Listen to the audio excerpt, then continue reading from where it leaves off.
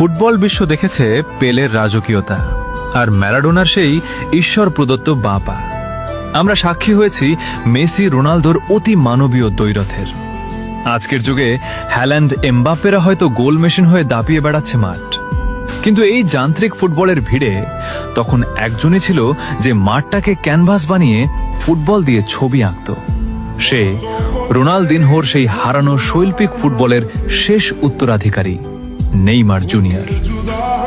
লোকে তাকে ট্রফি দিয়ে বিচার করে, গোল দিয়ে তুলনা করে, কিন্তু তারা বোঝে না নেইমার কোনো পরিসংখ্যানের নাম নয়।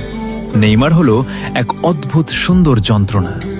প্রতিবার যখন সে ইনজুরিতে পড়ে মাঠ ছাড়ে, ফুটবল তার চিরচেনা ছন্দ হারায়।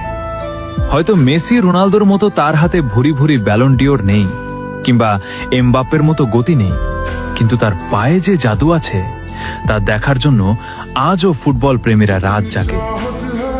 ইতিহাস হয়তো গোলদাতাদের মনে রাখবে, কিন্তু ফুটবল রোমান্টিকরা মনে রাখবে সেই জাদুকরকে, যে জেতার জন্য নয়, আমাদের ভালোবাসার জন্য খেলেছিল। নেইমার, তুমি একটাই।